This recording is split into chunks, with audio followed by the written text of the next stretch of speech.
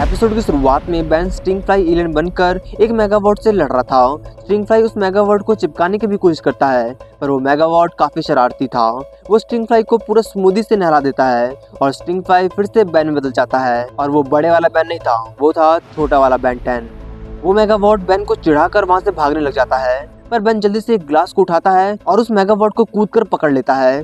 Ben शुक्र मनाता है कि इस वक्त वो अकेला ही था। तभी वो मेगावॉट बिजली का झटका देकर छूट जाता है और वहाँ के आसपास की सारी बिजली एब्जॉर्ब कर लेता है। और देखते ही देखते वो मेगावॉट 1 से 2, 2 से 4, 4 से 8 और 8 से पता नहीं कितने गिनती में बन जाता है। एपिसोड में आगे बढ़ने से पहले आप सभी के लिए एक छोटा सा क्वेश्चन, आपको क्रोमा स्टोन और डायमंड हेड में से कौन सा बेस्ट एलियन लगता है? मैं अपनी बात करूँ तो मुझे डायमंड हेड बेस्ट लगता है, पता नहीं क्यों, बस बेस्ट लगता है। आपको इन दोनों में से कौन सा बेस्ट लगता है चैट सेक्शन में लिख देना, देखते हैं किस में है कितना दम। लेकिन तब तक के लिए एपिसोड में आगे बढ़ते हैं।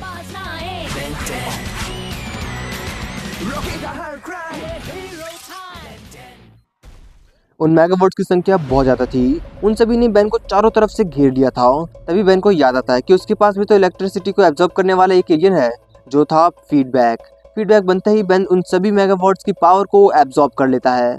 एब्जॉर्ब करते ही वो सभी मेगावॉट सुस्ती से वहीं पर सो जाते हैं। तभी वहाँ पर ग्रैंडपा मैक्स और ग्वेन रबर शीट्स लेकर आ जाते हैं और फिर उन सभी मेगावॉट्स को उस शीट में लपेट लेते हैं।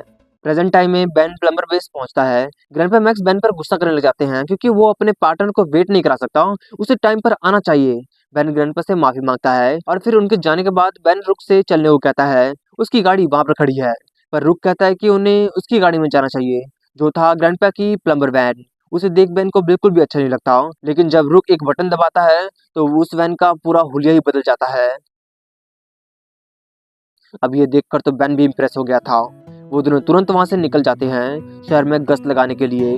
बेन बोर हो रहा होता है, इसलिए रुक बेन से पूछ ही लेता है कि क्या वो उससे नाराज है। बेन कहता है कि वो उससे नाराज नहीं है, बस वो बोर हो रहा है, आजकल कोई हीरो वाला काम ही नहीं आ रहा। फिर बेन रुक से माफी मांगते हुए कहता है, मैं अपना काम करने का तरीका नहीं बदलना चाहता, मैंने यूनिवर्स को लाखों बार बचाया है, कम से कम। रुक काफी ज्यादा एक्साइटेड था। ही होप कि असली बेन टेनिसन कोई कहानी ना हो।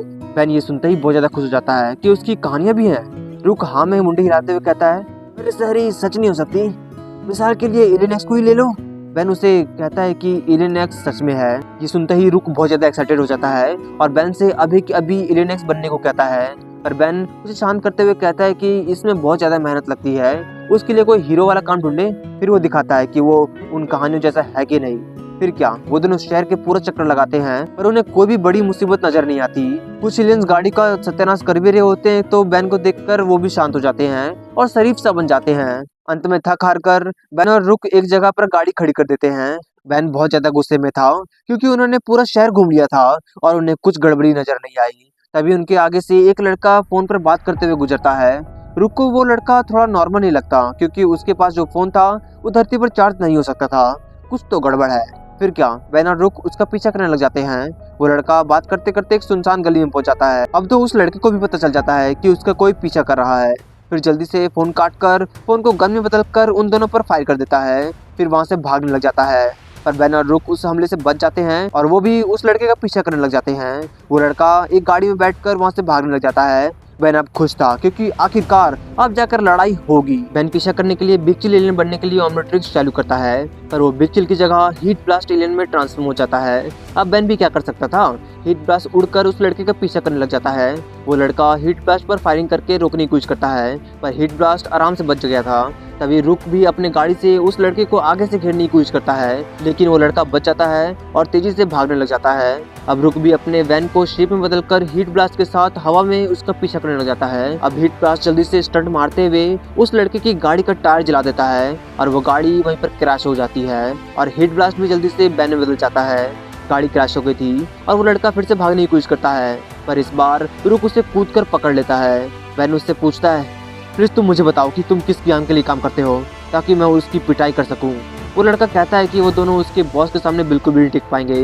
बातचीत चली रही होती है कि उस लड़की की गाड़ी में से जोर जोर से आवाज आने लग जाती है। बेन और रुक जल्दी जाकर चेक करते हैं, वो कुछ अलग सा ही था।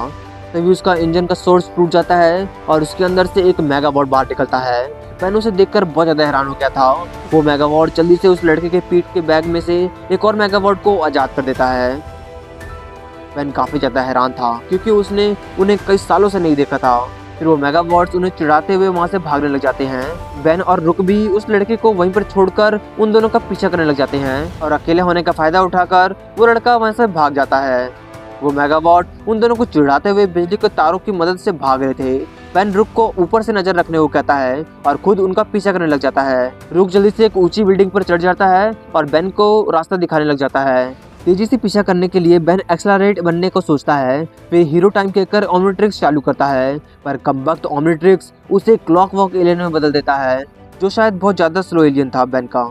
लेकिन फिर भी क्लॉकवर्क उनका पीछा करता है, पर वो काफी स्लो था और वो मेगाबॉट्स भी काफी दूर भाग चुके थे। अब तो क्लॉकवर्क भी थक चुका था और उसने उम्मीद भी छोड़ दी थी। तभी वो मेगाबॉट्स फिर से वापस आते हैं और क्लॉकवर्क को चिढ़ाकर फिर से भागने लग जाते हैं। अब क्लॉकवर्क फिर से हिम्मत जगाता है और उनका पीछा करने लग जाता है। पीछा करते करते वो एक वाटर पॉट तक पहुंच जाता है। क्लॉकवर्क फिर से बेन बदल जाता है और रुक भी वहां पर पहुंच चुका था। रुक थोड़ा हैरान था क्योंकि वो मेगाबॉट्स से क्रोनोसेपियन से भाग नहीं पाए। शायद वो चाहते थे कि वो दोनों उनका पीछा करें। वो दोनों जल्दी से उस पोर्ट के अंदर चले जाते हैं। वहाँ पर बहुत सारे मेगाबॉट्स कैद थे।